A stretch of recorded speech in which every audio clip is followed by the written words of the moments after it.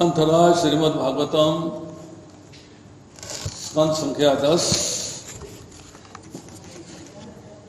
अध्याय संख्या 29 और श्लोक संख्या 2। यही है प्रभु, मेरे पीछे दोहराइए। तदा उड्डराज कुकुभ मुखम प्राच्या विलिम्पना अरुणेन शम तमः सह चक्षिणाम् उद्गात शुचः मृजन् प्रियः प्रियायः इव दीर्घ दर्शनः तद उड्राज कुकुभ कर्मुखम् प्राच्या विलिम्पेन रुनेन शन्तमः स चक्षुषीणाम् उद्गात शुचा व्रजन् प्रियः प्रियाया एक दीर्घ दर्शनः। Somebody wants to realize?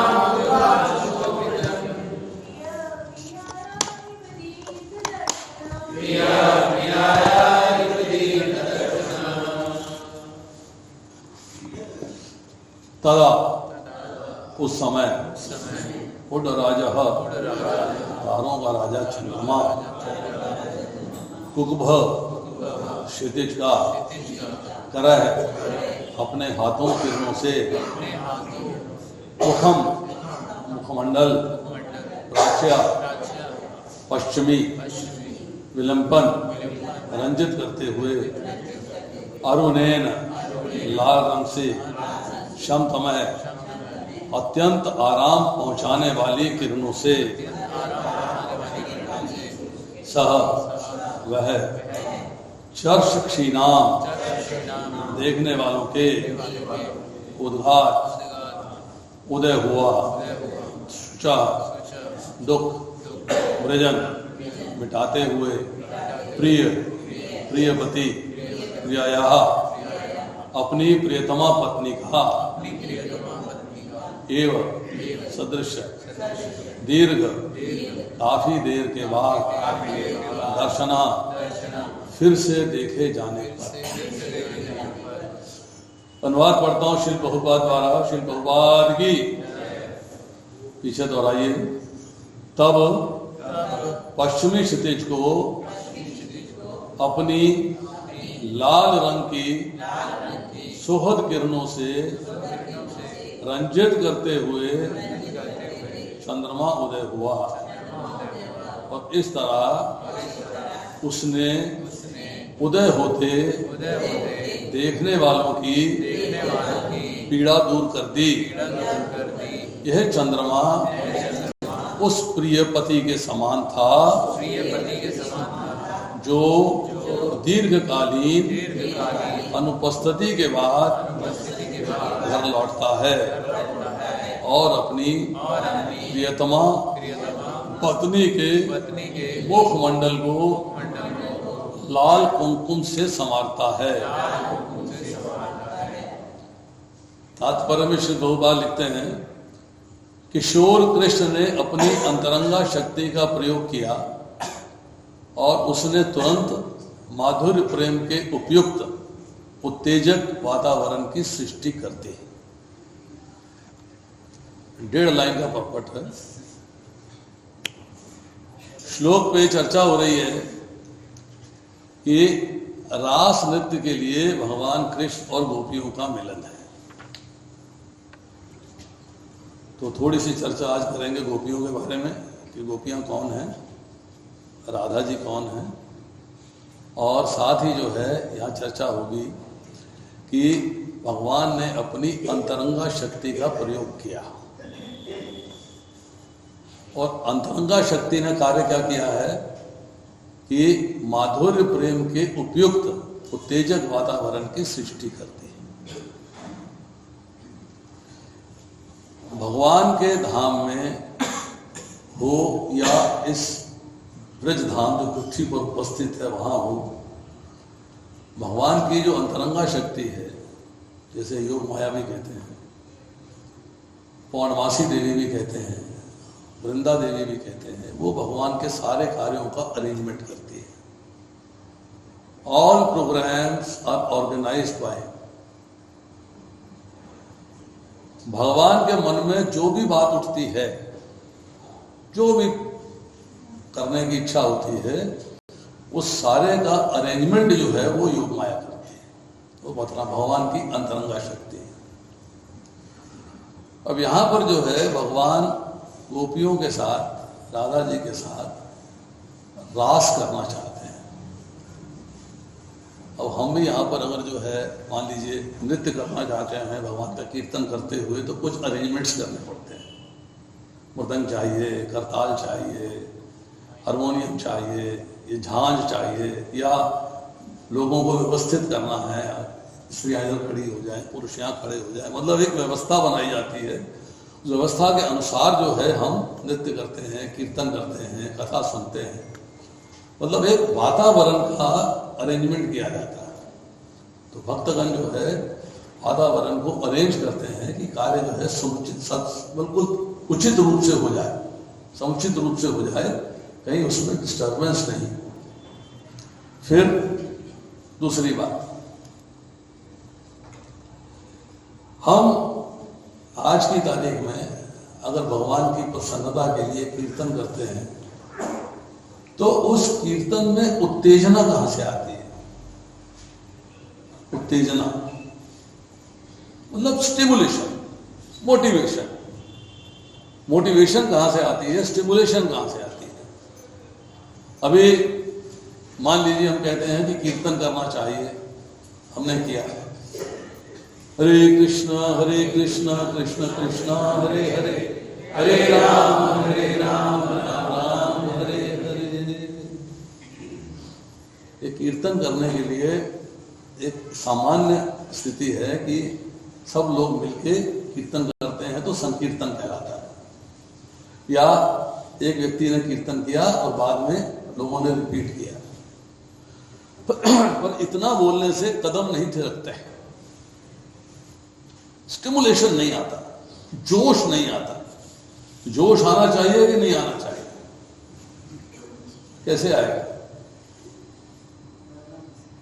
पानी है? जोश कैसे आएगा?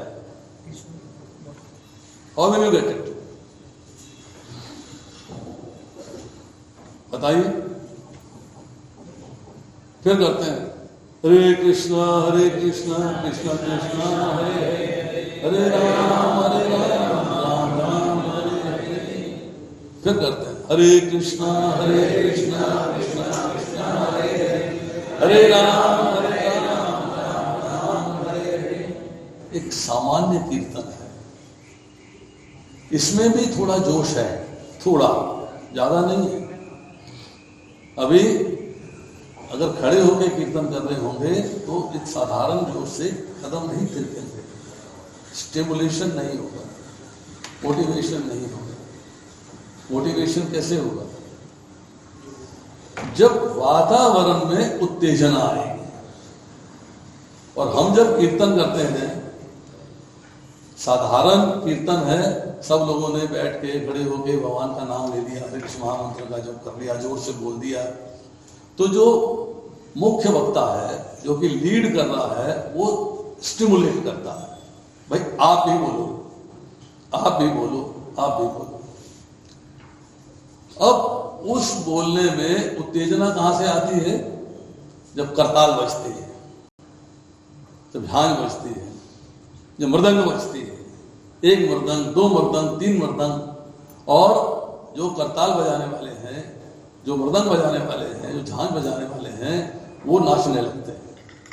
तो उनको नाचता देख के जो बाकी लोग हैं उनके अंदर भी उत्तेजना आ जाती है। यस, अब मजा आया, अब नाचेंगे। मतलब कहीं ना कहीं कुछ स्टिमुलेटिंग फैक्टर है, स्टिमुलेटिंग फैक्टर है जो आपके मन के अंदर, आपके भावों में उत्तेजना भर देता है, जिससे कि आप जो है एकदम एक्टिव हो जाते हैं, नृत्य करने लगते हैं, नाचने लगते हैं। तो यहां जो है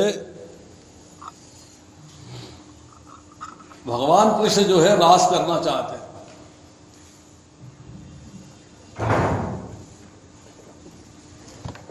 अब रास करने के लिए एक नृत्य का, रास में तो नृत्य है ना, भगवान नृत्य कर रहे हैं, तो एक नृत्य का वातावरण क्रिएट करना, एक एटमॉस्फेयर क्रिएट करना है, जिससे कि सब लोग जो हैं नृत्य करने के लिए आदित हो जाएं, उत्तेजित हो जाएं और आनंद में आ जाएं। तो यहां पर जो है भगवान ने अपनी अंतरंगा शक्ति का, इंटरनल पोटेंसी का यूज किया। क्या यूज किया? कि वातावरण को माधुर्य प्रेम के लायक। जब रास होता है तो प्रेम जो है वो दास्य भाव में नहीं है, साख्य भाव में नहीं है, माधुर्य भाव में। तो माधुर्य प्रेम की रचना हो जाती है कि now everybody has to dance. अब उसमें दो बातें,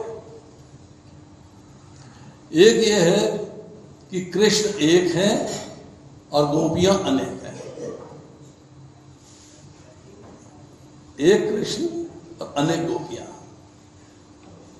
तो हर गोपी में ये लौल्य रहता है कि मैं कृष्ण के साथ नृत्य करूं। तो अब भगवान उस वातावरण को उत्तेजित कैसे करते हैं? कैसे एक उत्तेजना प्रकट करते हैं कि हर गोपी ये फील करे कि कृष्ण मेरे साथ है। हर गोपी ये फील करे, उसमें एहसास हो, उसको महसूस हो कि कृष्ण मेरे साथ है। तो कैसे होगा? कृष्ण अपने आप को अनेक रूपों में विस्तारित करते हैं। हर गोपी के साथ भगवान कृष्ण अटैच्ड है। एक बहुत सुंदर जो है फोटो बनाई है प्रभुपाद ने, यहाँ शायद नहीं, बाहर कहीं होगी। ये भगवान है, उनका एक हाथ एक गोपी के हाथ में है, दूसरा हाथ दूसरी गोपी के हाथ में है। फिर गोपी का दूसरा हाथ फिर भगवान के हाथ में है, भगवान का दूसरा हाथ फिर दूसरी गोपी के हाथ में। मतलब एक ऐसा सर्कल क्रिएट किया है कि हर गोपी को लगता है मेरे बाएं भी कृष्ण है, मेरे दाएं भी कृष्ण है, कृष्णमय सब कुछ, हर जगह कृष्ण है। तो ये जो वातावरण है, इस वातावरण का जब अरेंजमेंट होता है तो उत्तेजना होती है। दूसरा, बहुत सारी सुगंधियां होती हैं जो कि वातावरण को उत्तेजित करती हैं। फूलों का रस, फूलों की सुगंधियां जो हैं उस वक्त इस कदर वातावरण में छाई हुई हैं कि उससे जो है प्रत्येक गोपी को, राधा जी को और भगवान कृष्ण जो है उनके लिए उत्तेजना क्रिएट कर देते हैं। अब नृत्य होना है रात्रि को, दिन में तो हो नहीं रहा। कब होगा? दिन में होगा कि रात में होगा? रात में होगा। अगर घोर अंधकार है, घोर अंधकार है, तो गोपियों को कृष्ण कैसे दिखाई देंगे? और कृष्ण, ठीक है, कृष्ण के पास सारी शक्तियां हैं, वो अंधेरे में भी देख सकते हैं, एग्रीड। पर मजा तब आता है जब रोशनी हो। तो अब उस रोशनी के लिए क्या है कि चंद्रमा का उदय होता है। पूर्णिमा की रात को कभी आप देखिएगा तो आपको लगता है कि चीजें कुछ कुछ दिखाई देती हैं। सूर्य की रोशनी की तरह दिखाई नहीं देती, वैसी रोशनी नहीं होती, परंतु चंद्रमा की रोशनी में भी आपको अंधकार से दूर हो जाते हैं और कुछ ना कुछ विजिबल हो जाता है। यस, समथिंग इज विजिबल, आ रहा है, कौन आ रहा है, कौन जा रहा है, आप पहचान लेते हैं। तो यहां पर जो है भगवान की जो अंतरंगा शक्ति है उसने अरेंजमेंट किया है, उसने इंतजाम किया है कि चंद्रमा का उदय हो।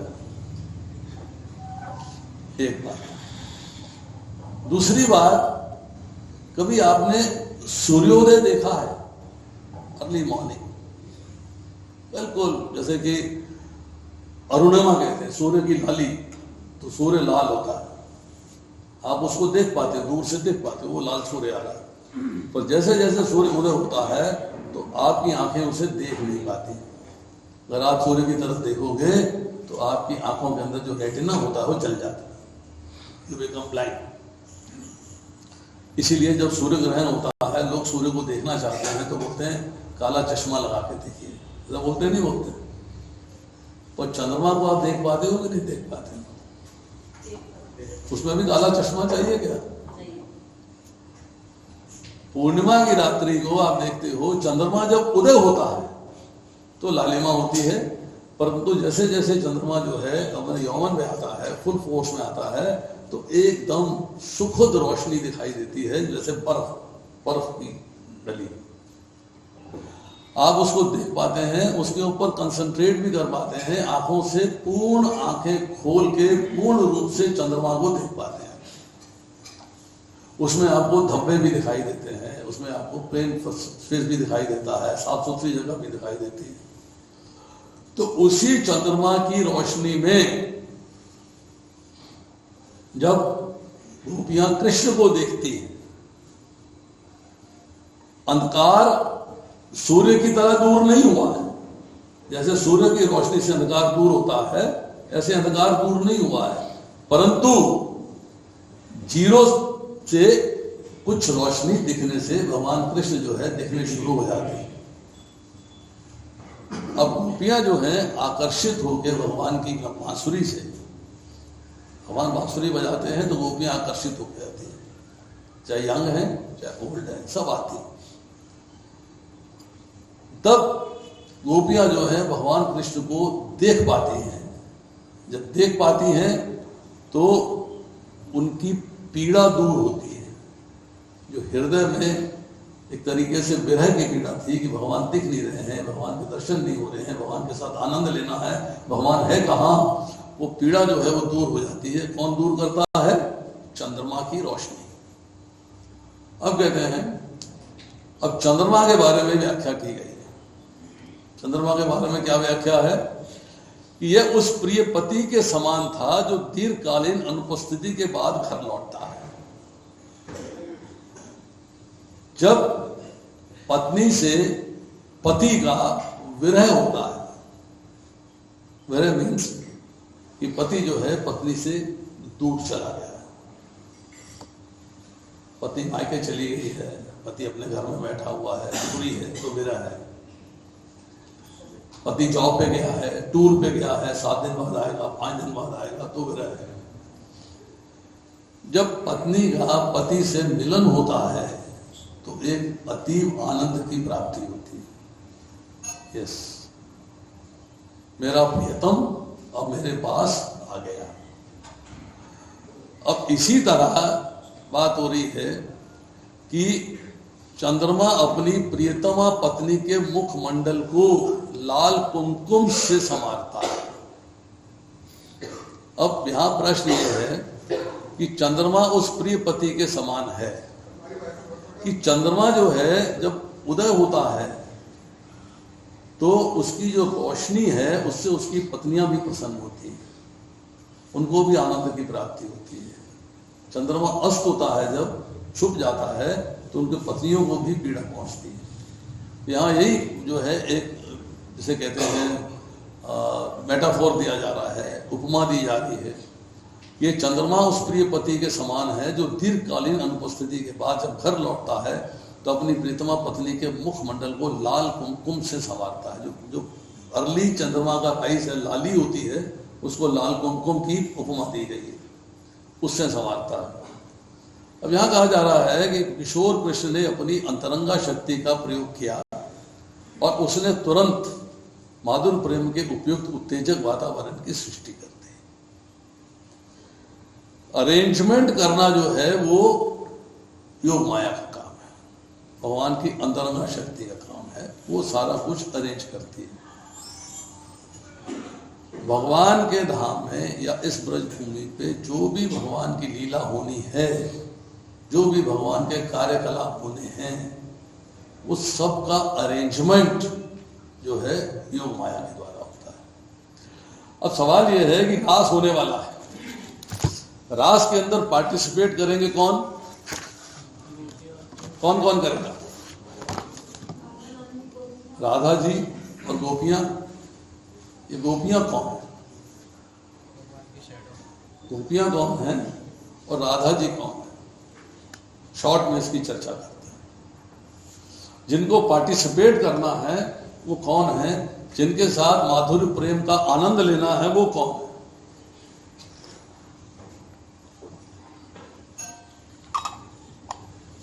देखिए, आराधनी का सार है प्रेम और प्रेम का सार है मादनक्य महाभाव। माधुर्य प्रेम अल्टीमेट है।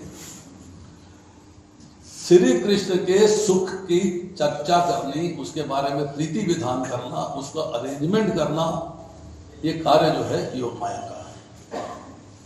अब यहां कहते हैं कि भगवान के वाम अंग से राधा जी का प्राकट्य हुआ है। भगवान के वाम अंग से राधा जी का प्राकट्य हुआ है। किस लिए? भगवान को आनंद देने के लिए। भगवान की सेवा, भगवान का प्रेम, इसके सिवा राधा जी की कोई कामना नहीं है। उनको हर समय भगवान की सेवा की ही बात सोचती है। परंतु राधा जी भी गोपी है, पर जो बाकी गोपियां हैं असंख्य हैं, लिमिटेड नहीं है, 10, 5, 15, 20 नहीं है, असंख्य गोपियां हैं। वो क्या है? तो गोपी शब्द जो है वो आया है गुप धातु से। संस्कृत में गुप धातु से आया है। मतलब भगवान को जो वश में करने योग्य प्रेम है, उसकी जो रक्षा करती है वो गोपी कहलाती है। मुख्य प्रेम भगवान का किसके साथ है? राधा जी के साथ है। तो उस प्रेम की जो रक्षा करती हैं वो गोपियां कहलाती हैं, मतलब उनकी संगिनी है। पर गोपियां हैं कौन, इनका प्राकट्य जो है कैसे हुआ है, कहां से आई है? तो भगवान जो है ब्रह्मा जी को ज्ञान दे रहे हैं गोपियां कौन है। तो भगवान स्वयं ब्रह्मा जी को ज्ञान दे रहे हैं कि ब्रह्मा जी ने जब प्रश्न किया है कि इन स्त्रियों ने कौन से पुण्य कार्य किए हैं, इन्हें कौन कौन से वर मिल चुके हैं कि फलस्वरूप ब्रज में निवास करेगी, ब्रज में आई हैं तो किस कारण से आई? तो भगवान ने कहा कि जो वेदों की ऋचाएं हैं, वेदों के मंत्र जो हैं, वेदों की जो ऋचाएं हैं, उन्होंने जो है बड़ी मधुर वाणी में गायन किया है और साकार रूप धर के जो है मेरे समक्ष आई हैं। मैं प्रसन्न हुआ तो मैंने उनसे पूछा कि तुम्हें जो भी पाने की इच्छा हो तुम वर मांग लो। तो उन ऋचाओं ने कहा कि हम आपका प्रेम चाहती हैं, हम आपका प्रेम चाहती हैं, हम आपके साथ जो है प्रेम के रस का आदान प्रदान करना चाहती हैं। तो भगवान बोले कि तुम लोगों का जो मनोरथ है, जो तुम चाहती हो, जो तुम्हारी डिजायर है, वो बड़ी दुर्लभ है और आसान नहीं है, परंतु क्योंकि मैं तुमको वर देने का प्रॉमिस कर चुका हूं, इसलिए जो ये शाश्वत कल्प चल रहा है इसके बीतने पर तुम सारी श्रुतियां जो है गोपियों का रूप धारण करोगे और मेरे से प्रेम प्राप्त करोगे। अब आता है राम अवतार। राम अवतार के अंदर जो है जनकपुर धाम में जब गए हैं रामचंद्र जी सीता स्वयंवर के लिए, सीता को विवाहने के लिए, तो जनकपुर धाम की जो स्त्रियां हैं जब राम को देखती हैं, भगवान राम को देखती हैं तो प्रेम से विहल हो जाती हैं। तब उनसे रिक्वेस्ट करती हैं कि हम आपका प्रेम प्राप्त करना चाहते हैं, अब हमारे परम प्रियतम बन जाए। तो भगवान उत्तर देते हैं कि इस युग में मैं मर्यादा का पालन करूंगा, मैं एक पत्नी व्रतधारी हूं, मर्यादा का पालन करूंगा, मैं तुम्हारे साथ प्रेम रस का आदान प्रदान नहीं कर सकता। इसलिए तुमको जो है जब मेरा कृष्ण रूप में अवतार होगा तब तुम जो है मेरे पास गोपियों के रूप में आओगी और मेरा प्रेम प्राप्त करोगे। अब भगवान जनकपुर धाम से चले हैं और कौशल में आए हैं। कौशल मीन्स जहाँ पे अयोध्या है, उनका अपना निवास है। वहां पर आते हैं तो वहां पर जो है कौशल पंथ जनपद की जो स्त्रियां हैं जब देखती हैं सीता जी के साथ रामचंद्र जी को, उनका रूप देख के जो है वो आकर्षित हो जाती हैं, तो कहती हैं कि हम आपका प्रेम प्राप्त करना चाहते हैं। तो भगवान उनसे कहते हैं कि मेरा प्रेम प्राप्त करना है तो द्वापर में जब मैं कृष्ण रूप में आऊंगा तब तुम गोपियां बनोगी और मेरा प्रेम प्राप्त करोगी। अयोध्या में जब पहुंचते हैं तो वहां की स्त्रियां जो उसको सीता जी के साथ देखती हैं, राम जी में मुग्ध हो जाती हैं, तो उनसे रिक्वेस्ट करती हैं, उनसे अनुरोध करती हैं, प्रार्थना करती हैं कि हम जो है आपका प्रेम प्राप्त करना चाहते हैं। तो उनको भी वही जवाब मिलता है कि तुम द्वापर युग में मेरा प्रेम प्राप्त करोगी गोपियों के रूप में। उसके बाद राम जी को वनवास हो गया, दंडकारण्य चले गए। दंडकारण्य में जो स्त्रियां हैं वो भी जो है भगवान को देखने के बाद उन पे मोहित हो जाती हैं और उनको कहती हैं कि हम आपका प्रेम प्राप्त करना चाहते हैं। तो भगवान कहते हैं तुम द्वापर में मेरा प्रेम प्राप्त करोगे। इसी दंडकारण्य में जो ऋषि मुनि हैं जिनकी भगवान की गोपाल वेशधारी रूप में निष्ठा थी, जब वो रामचंद्र जी को देखते हैं तो उनको उनमें कृष्ण दिखाई देते हैं। तो उनसे कहते हैं कि हम आपका प्रेम प्राप्त करना चाहते हैं। फिर भगवान कहते हैं कि तुम लोग जो है द्वापर में गोपियां बन के आओगे और मेरा प्रेम प्राप्त करोगे।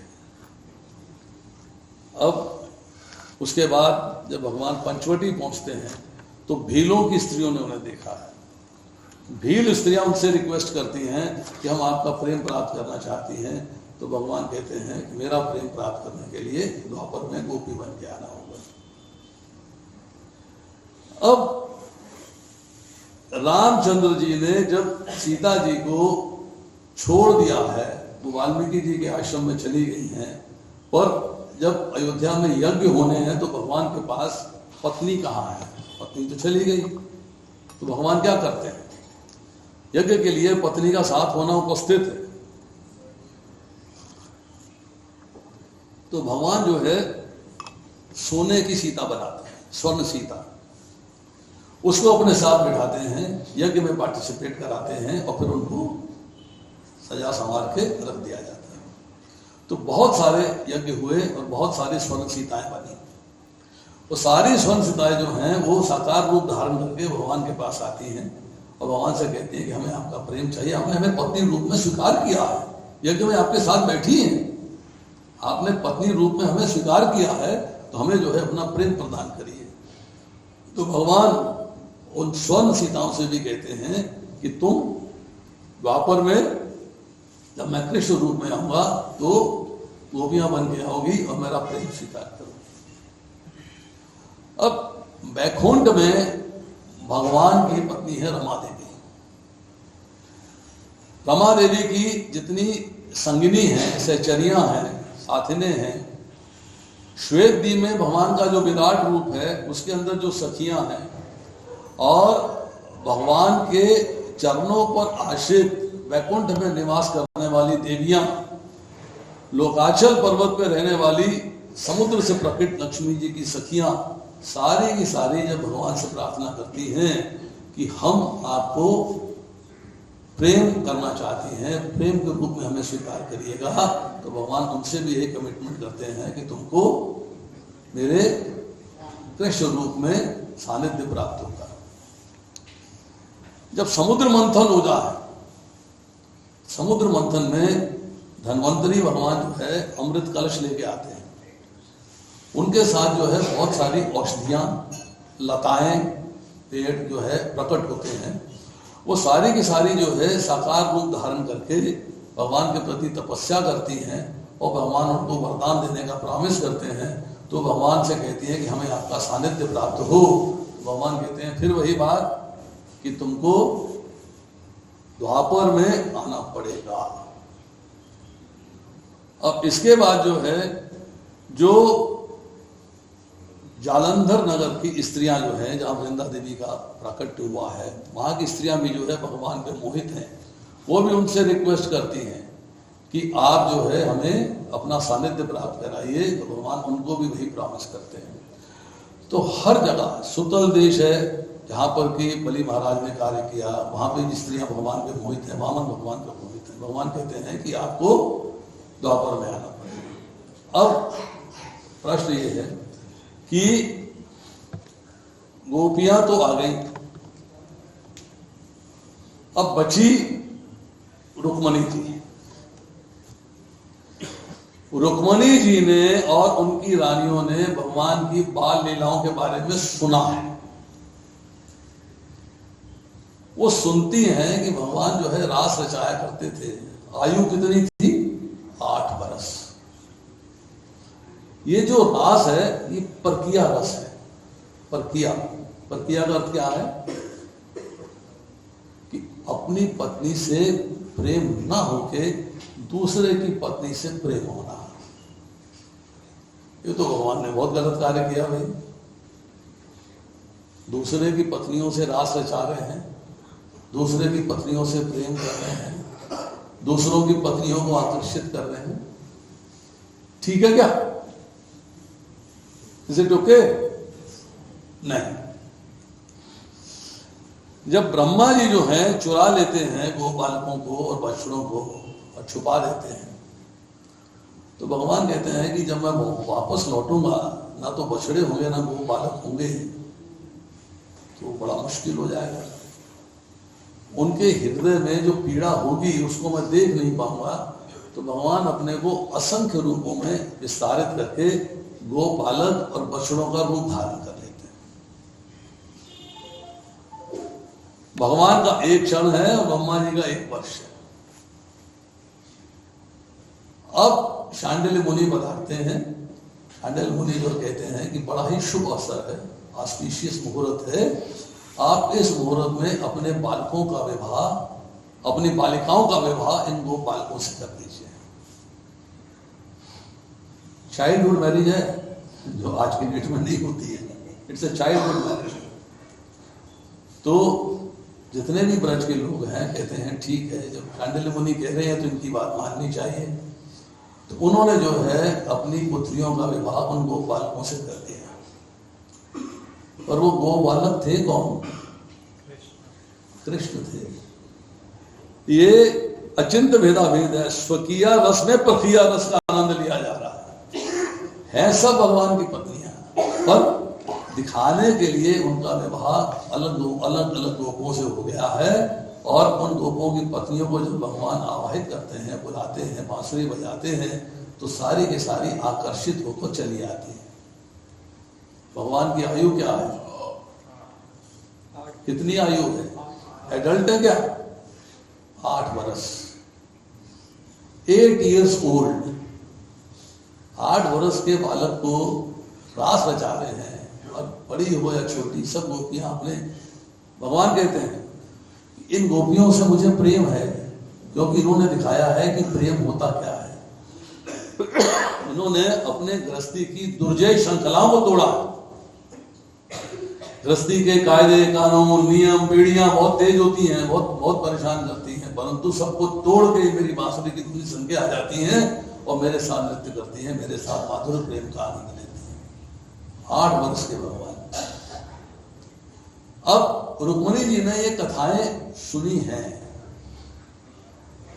अब उनका मन करता है कि भगवान हमारे साथ भी रास करें। We also want to participate in that रास डांस। रसा डांस में हम पार्टिसिपेट करना चाहते हैं। तो रुक्मिणी जी का भगवान से अनुरोध है कि आप हमारे साथ रास करिए, हम आपके उस रास डांस में जो आपने वृंदावन में किया, जो आपने ब्रजधाम में किया, उसमें हमको भी पार्टिसिपेट कराइए, हम भी उसमें हिस्सा लेना चाहते हैं। तो भगवान ने रिफ्यूज कर दिया, सॉरी नॉट पॉसिबल। लेकिन क्यों? बोले तुम राजा की रानी हो। किसकी रानी हो? राजा की, मतलब तुम ऐश्वर्यमयी हो। वो गोपियां जो है राजा की रानी नहीं, वो गो बालक की सानिध्य में रहती थी, वो माधुर्यमयी है, प्रेममयी है। तो ऐश्वर्यमयी होने के नाते तुम्हें माधुर्य का आनंद नहीं मिल सकता। It is not possible. तो रुक्मिणी जी जो है रूठ के तपस्या करने चली जाती है।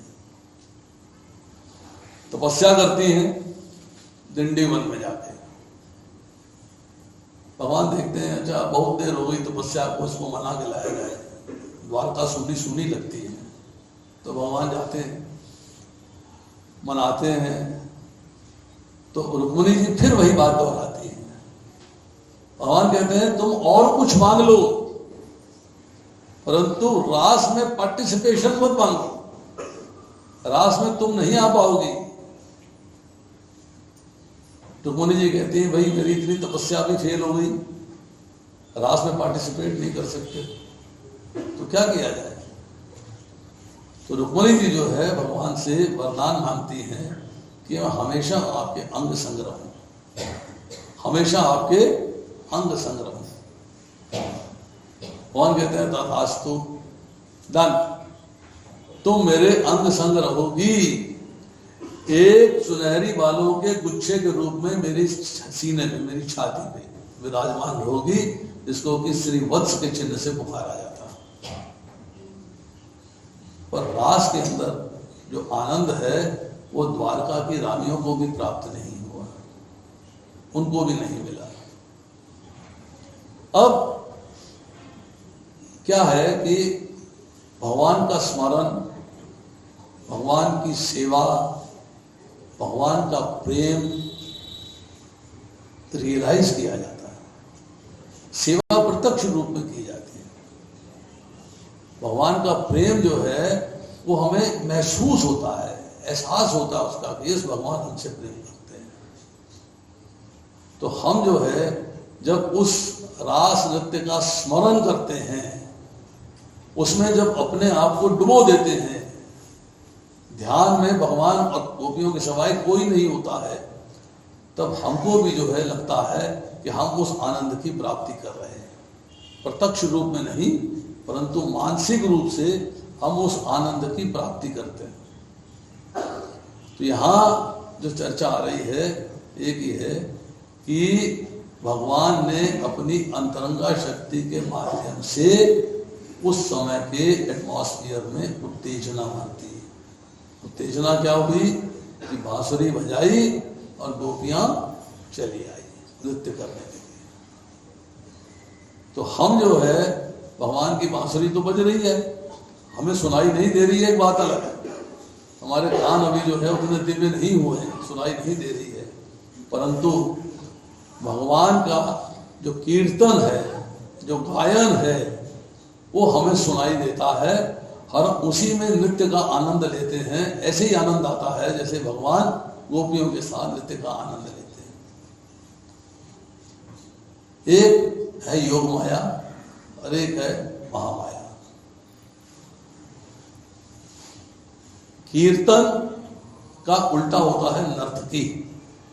लिखिए हिंदी में क्या लिखा होता है? नर्तकी।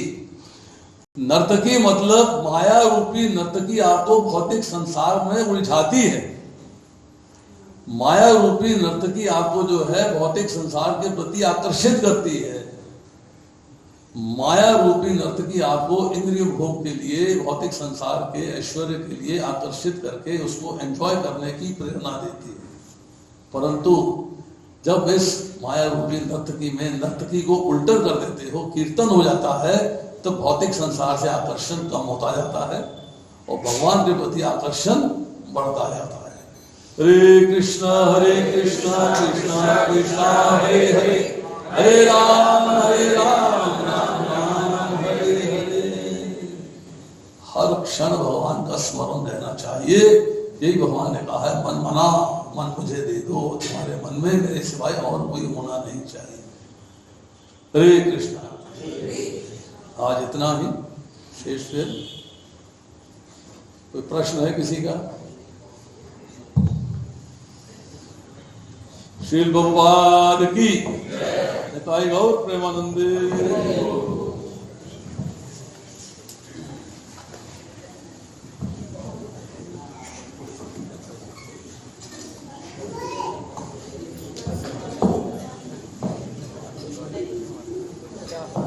कृष्ण की प्रभु की।